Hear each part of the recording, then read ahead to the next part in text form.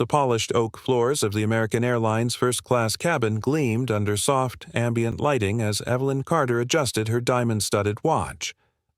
At 52, she'd perfected the art of occupying space like she owned it shoulders-back chin, tilted just so her $8,000 Birkin bag casually claiming the window seat of 2A. The flight from JFK to O'Hare was her weekly pilgrimage, a 3-hour ritual where the champagne never stopped flowing, and the plebeians in economy might as well have been on another planet. So when the woman appeared beside her dark-skinned, dressed in what Evelyn's Pilates instructor would call athleisure chic, her smile didn't falter so much as freeze into something resembling a Botox accident. "I think you're lost, sweetheart," Evelyn said, not glancing up from her Instagram feed where she'd just posted a blessed sunset from her Hamptons terrace. The woman, Dr. Naomi Wright, though Evelyn wouldn't bother to learn that, merely held out a boarding pass with the crisp efficiency of someone used to bureaucracy. "This is my seat." Around them, a half-dozen Rolex-clad heads swiveled like meerkats scenting drama. Evelyn's laugh was the sound of ice clinking in a bourbon glass. "Darling, they must have upgraded you by accident. Those gate agents are so easily confused these days." She patted the Birkin like it was a lapdog. "But we both know how this works." Naomi's grip tightened on her messenger bag, the one containing the speech she'd give at the National Medical Innovation Summit tomorrow. 8 years of being the only black woman in the boardroom, the operating theater, the goddamned Whole Foods checkout line, 8 years of biting her tongue until it bled. The flight attendant hovering nearby suddenly found the ice bucket fascinating. Then came the twist of voice from row 4, drawling like Kentucky bourbon.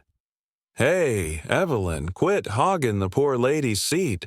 Or did your prenup not cover basic human decency?" The cabin erupted in muffled snickers. Turns out the hedge fund bro who'd been flirting with her at the lounge recognized Naomi from the cover of Forbes last month. Evelyn's cream-colored blazer might as well have been shrink-wrapped to her shoulders. Naomi leaned in close enough to smell the desperation beneath her Chanel No. 5. "Funny," she murmured, sliding into 2A as the Birkin tumbled onto Evelyn's Louboutins. "I've spent my whole life in places people like me don't belong. Yet, somehow—" She tapped the Harvard Medical School seal on her laptop. "I keep getting invited back." The engines roared to life, drowning out Evelyn's hissed threat to call the CEO, who incidentally was Naomi's squash partner. By the time they hit cruising altitude, the only sound was the clink of Naomi's sparkling water and the sweet, sweet silence of a universe correcting itself. Samara watched the chaos unfold with the quiet satisfaction of a chess master watching checkmate play out. Margaret's phone buzzed again, this time with a notification from her bank. The screen flashed, "Account frozen, pending legal review," in angry red letters. The consulting firm had clearly moved faster than Margaret's excuses could travel. Then the twist. The PA system crackled to life once more, but this time it wasn't the CEO's voice. A smooth, automated announcement rolled through the cabin. "Attention, passengers.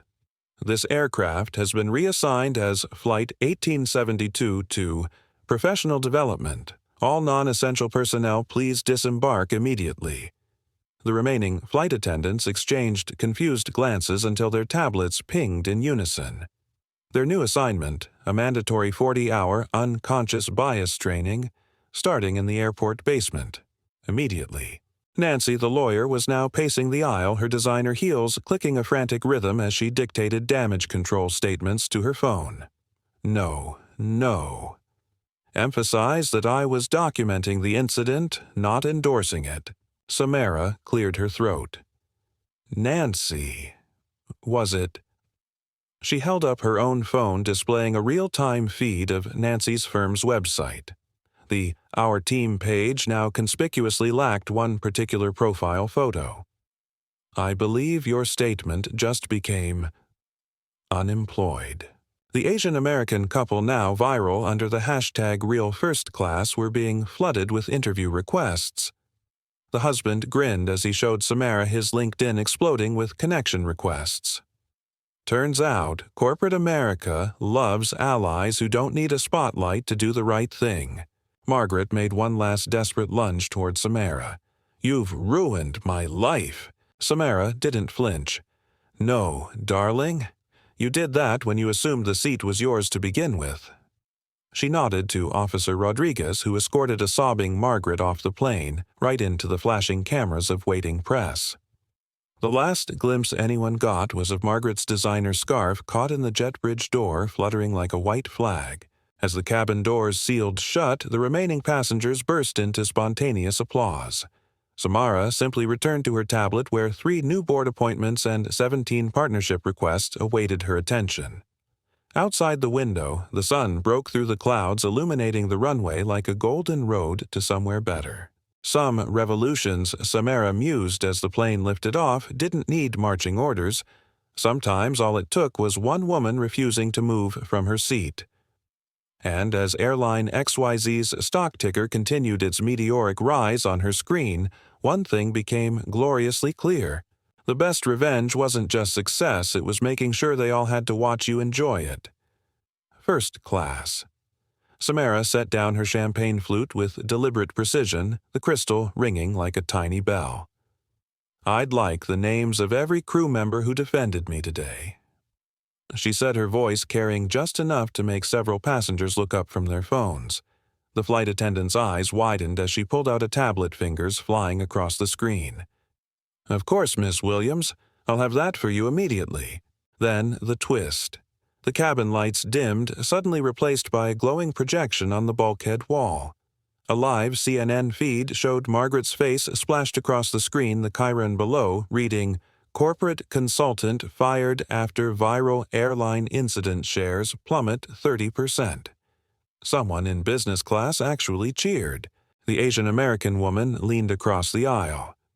"You know what's beautiful." Her consulting firm's biggest client was Williams Industries.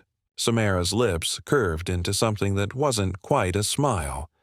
Was being the operative word. She accepted the list of names from the trembling flight attendant, then pulled out a checkbook with the casual elegance of someone signing a lunch receipt. "Tell Derek from earlier he's been promoted to head of first-class service, effective immediately." Captain Morrison reappeared this time holding a bottle of Dom Perignon like a peace offering. "From the crew, Ms. Williams, we hope you'll consider giving us another chance." Samara studied the label, then poured a generous measure into 2 glasses. She handed one to the captain. "Tell me, Captain, how would you feel about being the face of our new Zero Tolerance for Discrimination campaign?" The champagne bubbles seemed to dance in time with his stunned blink. Meanwhile, Margaret's abandoned phone lit up with a final devastating notification: bankruptcy court filing received, case 18723. The businessman who'd supported her earlier suddenly found religion loudly proclaiming to anyone who'd listened that he'd always admired Ms. Williams' work with underprivileged youth. As the plane sliced through the clouds, Samara opened her laptop to a flood of emails, board members begging for guidance, journalists requesting interviews, nonprofits seeking partnerships. She typed a single-sentence response to all, "The conversation starts with accountability." Then she closed her eyes, the hum of the engines a soothing counterpoint to the social media storm raging below. Some victories weren't just personal, they were tectonic. And as the Chicago skyline appeared in the distance, one truth became gloriously clear: the view from 30,000 feet looked even better when you'd reclaimed your rightful seat. First class, indeed. Samara's fingers hovered over her tablet as the cabin lights dimmed to a warm glow. Then the twist. The screens in every seatback flickered to life, displaying a live video feed from the airline's corporate headquarters where 3 executives sat stiffly behind a microphone. Effective immediately. The CEO announced, his voice echoing through the cabin. "We're implementing Dr. Williams' full diversity protocol across all operations." The businessman, now sweating through his Brooks Brothers shirt, cleared his throat. "I run a small venture fund. Is there any way we could invest in change?" Samara finished for him, swiping to a document on her tablet. "Here's a list of minority-owned startups in our portfolio. Write your check today, or don't bother introducing yourself at the next networking event." His face flushed as he frantically typed notes into his phone.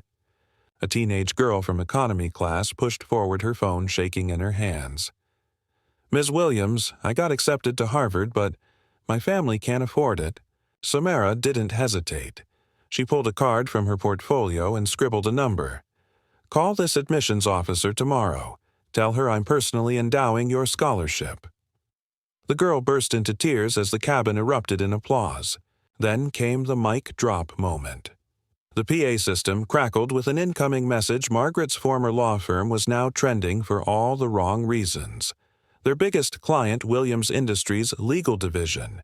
The Asian American man grinned. "Karma's a faster flight than this one." Samara stood her silhouette framed by the setting sun through the window. "Here's what happens next," she announced, her voice cutting through the murmurs. "You'll all receive invitations to join our corporate accountability task force. Show up or don't. But remember," she tapped her tablet and every phone in the cabin pinged simultaneously with a news alert showing Airline XYZ's stock hitting an all-time high. "The future belongs to those who help build it." As the plane began its descent into Chicago, the businessman timidly approached again. "About those startups, I'd like to invest $5 million to start." Samara didn't look up from signing the scholarship paperwork. "Make it 10, and you can keep your seat at the table." Outside, the city lights glittered like 1,000 new possibilities, each one brighter than the last. First class, it turned out, wasn't just a seat. It was a movement, and this flight merely its maiden voyage. The jet bridge became a runway as Samara stepped forward, the fluorescent lights catching the sharp angles of her face. Then the twist.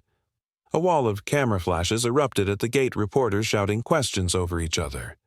But it wasn't just press waiting. 24 airline employees in uniform stood at attention, their rainbow alley pins glinting under the terminal lights.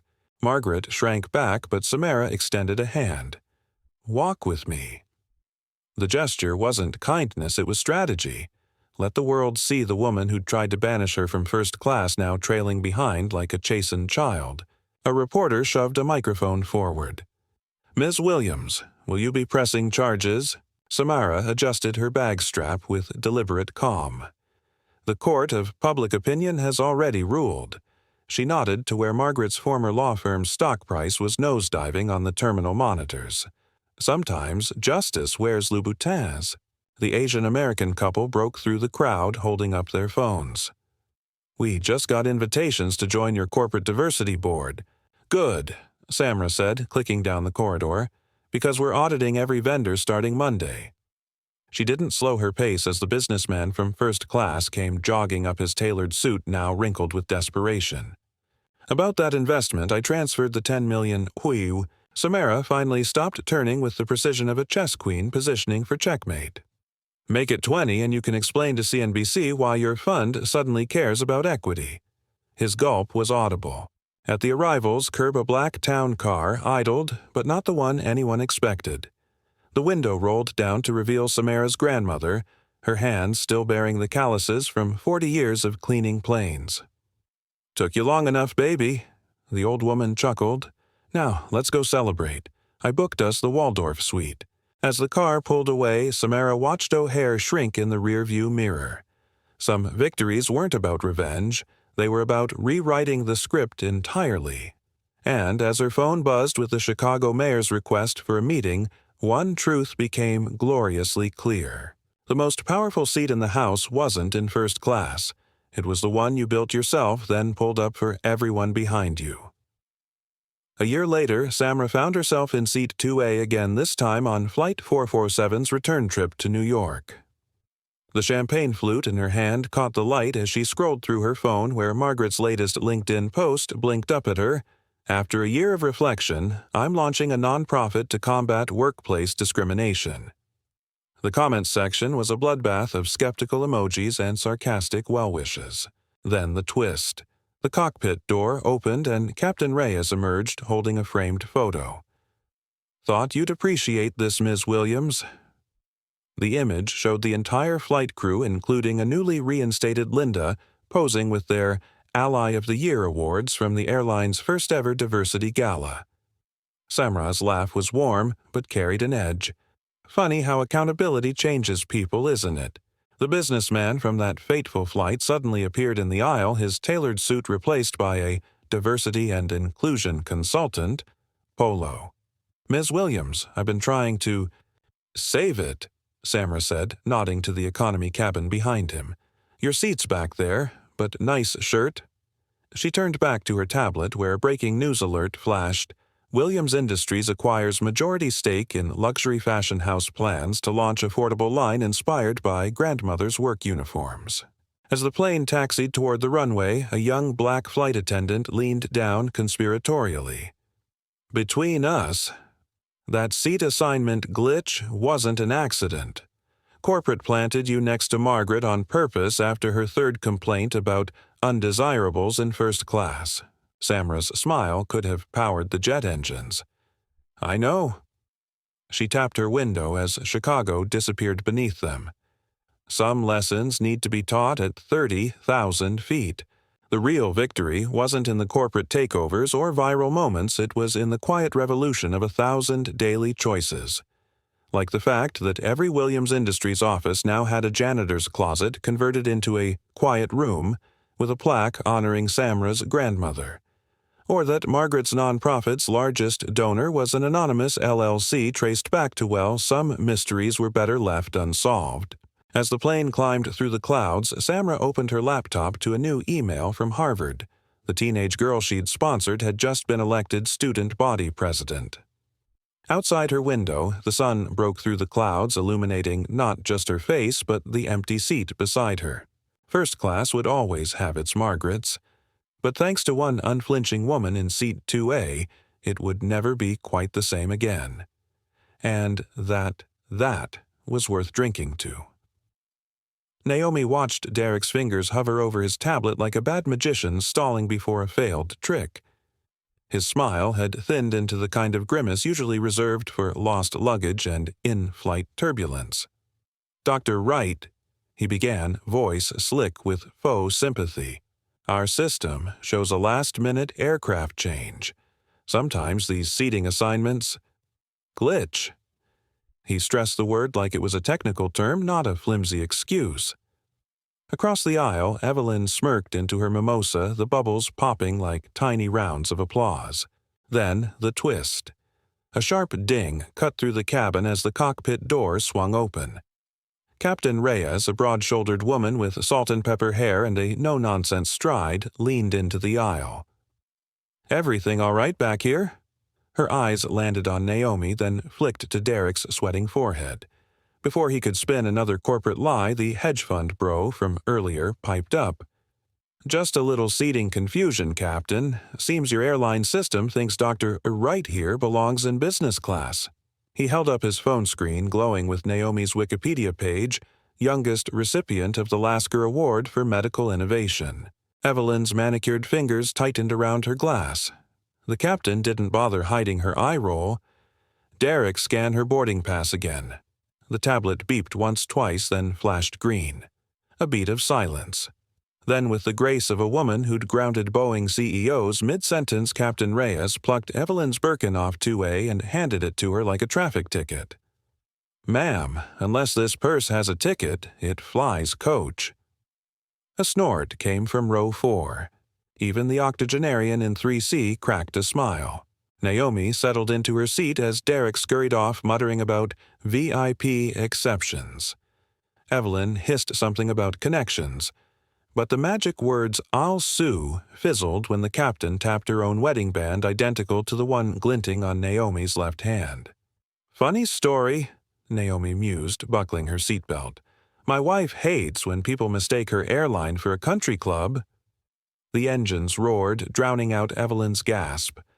As the plane lifted into the clouds, Naomi opened her laptop, the screen reflecting a sky full of possibilities, and one very small, very defeated Hermes bag stuffed under 2B. Naomi slid her phone onto her tray table, the recording app still running with a tiny red dot that pulsed like a heartbeat. She handed Linda her ID and a black Amex card, the kind with no spending limit, and a concierge who'd book you a private island at 3 a.m. Linda's eyebrows twitched, but Evelyn wasn't done. "Oh, interesting," she purred, leaning in as if sharing gossip at a garden party. "Those corporate cards can be so confusing. Sometimes people forget which account they're supposed to use." The subtext hung in the air like cheap perfume. "We both know this isn't yours." Then the twist. A vibration rippled through the cabin as Naomi's laptop screen lit up with an incoming Zoom call. The CEO of the airline's face filled the display, his salt and pepper beard at odds with the panic in his eyes. "Naomi, thank God you picked up. The FDA just fast-tracked your clinical trial. CNN's calling it the penicillin moment of our generation." The cabin went dead silent. Even the ice cubes stopped clinking. Linda's mouth opened, then closed like a fish realizing it was in the wrong tank. Naomi didn't smile. She didn't gloat. She simply tilted her screen toward Linda. "Ask him," she said softly, "if I belong in this seat." The CEO's gaze darted to Evelyn, then back to Naomi. "For Christ's sake, Linda, give Dr. Wright whatever she wants. I'll give her my office if she asks." The call ended, leaving behind a silence so thick you could have served it with caviar. Evelyn's face had gone the color of spoiled milk. Linda coughed, suddenly very interested in the stitching of her uniform sleeve.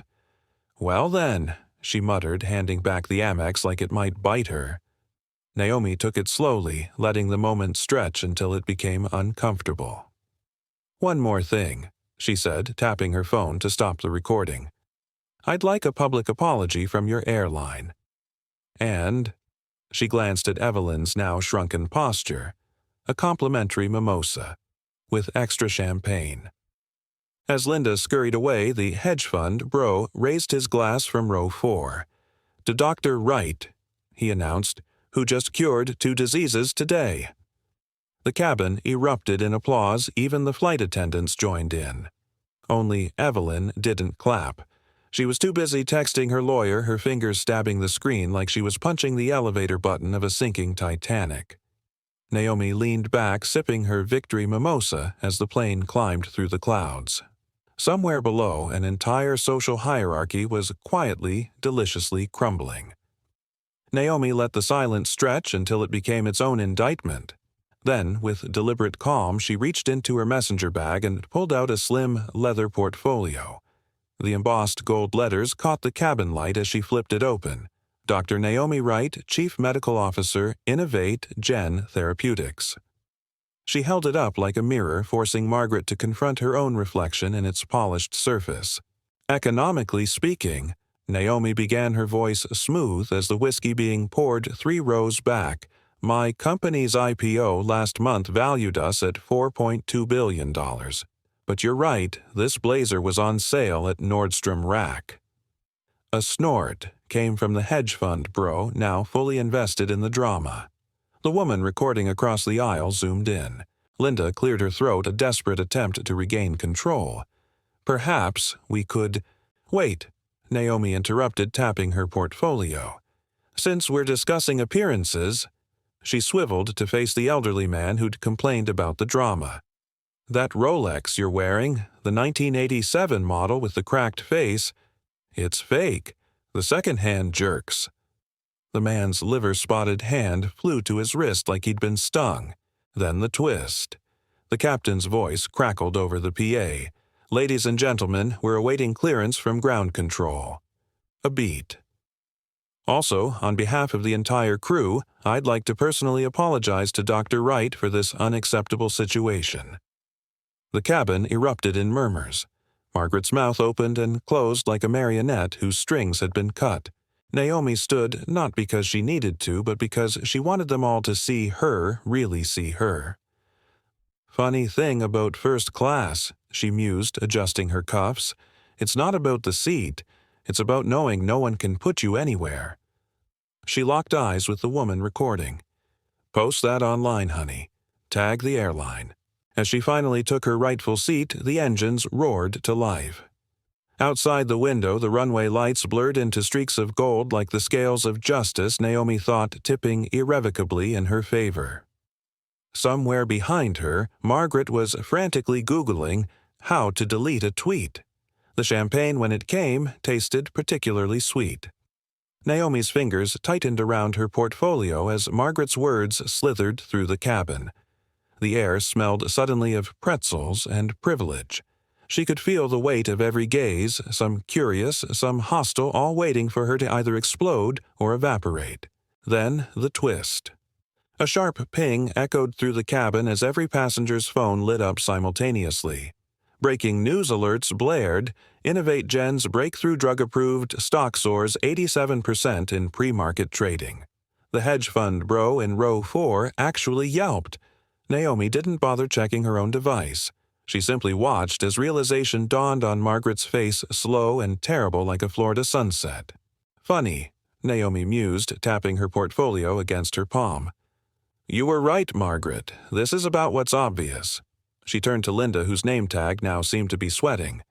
Tell me, does your protocol account for billionaires and athleisure wear? The cabin held its breath as Naomi flipped open her portfolio, revealing a glossy magazine cover beneath the plastic sleeve, Forbes' 30 Under 30 issue, her face smiling calmly beside the headline, The 4.2 Billion Disruptor. Margaret's mouth worked soundlessly, her cream-colored suit suddenly looking more like a poorly chosen costume. The businessman who'd nodded earlier now found his suddenly very interesting. But Naomi wasn't done. She leaned in close enough to smell Margaret's panic beneath the Chanel. Let me make something obvious for you, she whispered. That empty seat next to you, that's your husband's. The one who didn't board because he's too busy being served divorce papers at your Park Avenue address right now. The gasp from the cabin could have powered the plane's oxygen masks. Margaret's face went sheet white. The woman recording across the aisle nearly dropped her phone. Captain Reyes chose that moment to reappear, her stance wide like she was bracing for turbulence. Dr. Wright, she said loudly, the FAA just called. They'd like your input on their new diversity initiative. She shot a look at Linda that could have melted steel. And corporate wants you to know they're deeply embarrassed. Naomi finally took her seat, the leather creaking like a judge's gavel. As the plane finally began to taxi, she glanced at Margaret, who had shrunk into her seat like a deflated balloon. First class isn't just about the seat, darling, Naomi murmured, fastening her seatbelt with a decisive click. It's about knowing when you've been outclassed. Somewhere over Ohio, Margaret ordered a double vodka. Naomi sipped sparkling water and watched the clouds, her reflection smiling back at her from the window, a woman exactly where she belonged. Naomi watched as Officer Thompson's fingers hovered near her radio, her gaze flickering between Margaret's triumphant smirk and Naomi's calm demeanor. The cabin had become a pressure cooker of sideways glances and held breaths. Then the twist. A sudden vibration from Officer Rodriguez's hip made everyone jump. He pulled out his phone, frowned at the screen, then did a double-take at Naomi. Ma'am, he said slowly, holding up his phone to show the NYPD internal alert flashing across the screen.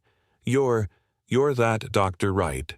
The notification featured Naomi's face beside the words, Keynote Speaker, Police Commissioners Diversity Summit, today.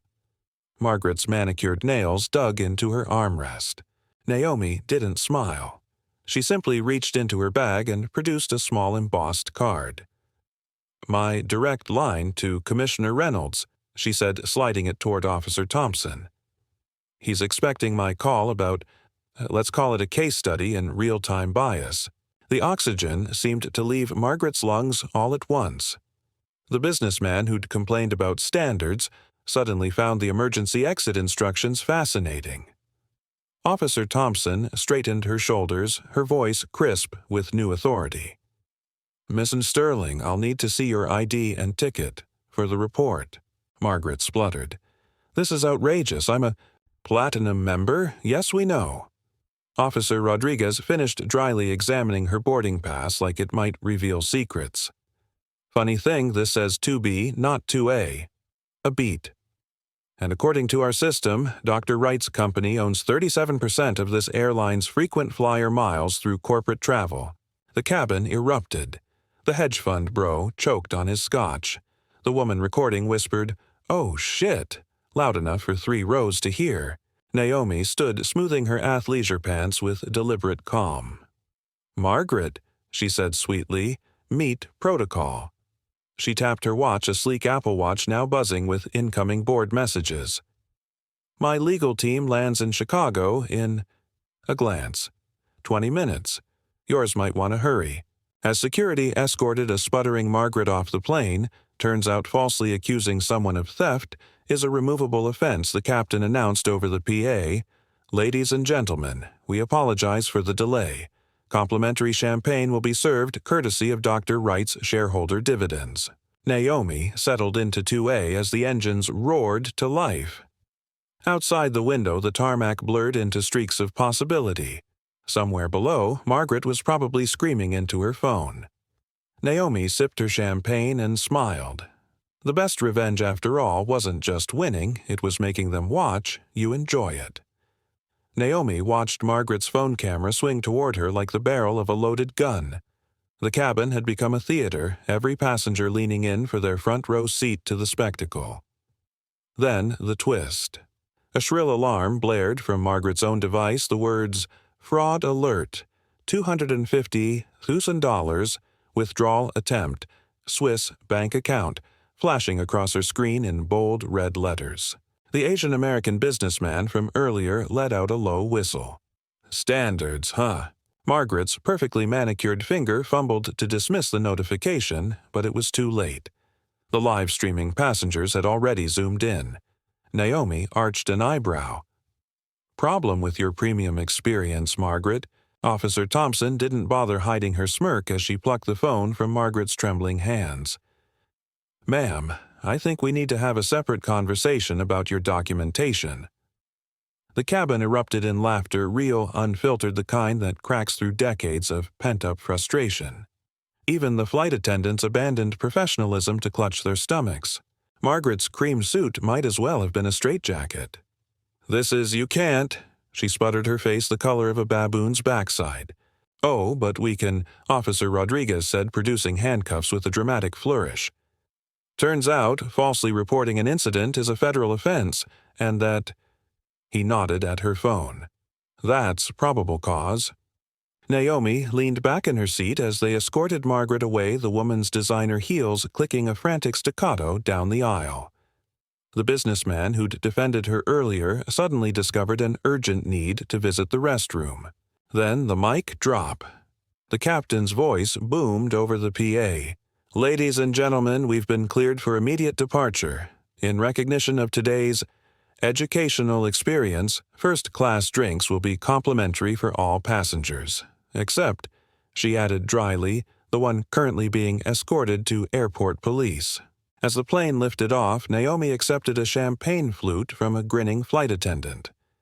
The Asian American couple raised their glasses in silent toast. Outside the window, New York City glittered below a mosaic of millions of stories, each fighting to be heard. Margaret's abandoned Birkin sat crumpled in 2B, its famous orange hue now just another shade of defeat. Naomi took a slow sip, savoring the bubbles and the sweet, sweet taste of justice served at 30,000 feet. Some battles, she mused, weren't just won, they were broadcast live to the world. The CEO's voice turned razor-sharp as it echoed through the silent cabin. "Williams Industries happens to own 18% of this airline's stock, making Ms. Williams your largest individual shareholder." A collective gasp sucked all the oxygen from the cabin. Margaret's phone slipped from her fingers, cracking against the aisle floor as her live-stream audience spiked into the thousands. Then the twist. A notification pinged simultaneously on every passenger's phone. The airline's official Twitter account had just posted, "Effective immediately lifetime ban for passenger Margaret Sterling. Full review of staff conduct. And to our beloved CEO, Samara Williams, our deepest apologies. First round's on us." Linda, the flight attendant, made a small whimpering noise, her career flashing before her eyes. The businessman who'd championed standards suddenly developed a coughing fit. But Naomi, sorry, Samara just crossed her legs and watched the show, her expression as unreadable as a chess grandmaster's. Margaret found her voice first. You can't do this, I have." a pending lawsuit from 3 former employees alleging racial discrimination. Samara finished tapping her phone screen where Margaret's company's Glassdoor reviews glowed like a nuclear warning. Funny coincidence. My legal team just subpoenaed your HR records this morning. The Asian American couple burst into applause. One flight attendant actually cheered. Officer Thompson cuffed Margaret with considerably more enthusiasm than protocol required. As security dragged her away, Samara finally stood smoothing her khakis like a queen adjusting her robes. To everyone who recorded this, she said, her voice carrying through the cabin, "Keep rolling. What happens next is the good part." She tapped her phone, and the entire first-class cabin's screens lit up with a live feed of the NYSE. Airline XYZ's stock price was in freefall. That, Samara said, watching the numbers plummet with a small smile, is what happens when you mistake a shark for a guppy. The captain announced they'd be departing immediately with one less passenger. As the engines roared to life, Samara accepted a champagne flute from a trembling but grateful flight attendant. The bubbles tasted like victory. Somewhere over Pennsylvania, Margaret Sterling would be explaining to TSA why her carry-on contained $20,000 in undeclared cash. And Samara. She was already drafting an email to her board about acquiring a controlling interest in a certain airline. After all, as any good CEO knows, the best corporate takeovers start with taking back your damn seat. Samara took a slow sip of champagne, letting the bubbles dissolve on her tongue as she watched the cabin squirm. The CEO's voice had barely faded before the first passenger approached a middle-aged man in a Brooks Brothers suit who'd earlier nodded along with Margaret's nonsense. He wrung his hands like a sinner at confession. "Ms. Williams, I run a small accounting firm, and if there's any way—" "Save it," Samara said without looking up from her tablet where she was approving a new corporate initiative in real time. "Your business card is already in the shredder." The man stumbled back as if physically struck. Then the twist. A flight attendant rushed down the aisle, face flushed. "Ms. Williams, we just got word the FAA has grounded all flights for mandatory diversity training, starting with this crew." Linda made a small squeaking noise, her platinum membership pin suddenly weighing like an anchor around her neck. Margaret finally snapped out of her daze. "You can't possibly—" "Oh, but I can," Samara said, swiping to a news alert showing airline XYZ's stock price soaring 15% after her identity was revealed. Funny how standards change when people realize who signs their paychecks. She turned to Officer Thompson. "I believe you have a passenger to remove." As security escorted a shell-shocked Margaret off the plane, Samara tapped her watch. The entire cabin's screens flickered to life, displaying every deleted live stream, every snide comment, every damning recording, all miraculously recovered and now playing on loop. The Asian American woman burst into laughter. That's beautiful." Samara finally smiled, a real one this time. "Corporate espionage software, one of our less publicized subsidiaries." She stood addressing the cabin like the boardroom it had become. "To those who spoke up, thank you. Your companies will receive invitations to our supplier diversity program." She glanced at the others. "As for the rest, let's just say your Uber ratings are about to get very interesting." The captain's voice crackled through the cabin. "Ms. Williams, we've been cleared for immediate takeoff, and Chicago HQ wants you to know the corner office is ready when you are." As the plane accelerated down the runway, Samara watched New York disappear beneath the clouds. Some battles, she mused, weren't just about winning, they were about rewriting the rules entirely. And as her tablet pinged with 47 new partnership requests, she allowed herself one small, satisfied thought. Game. Set. Checkmate.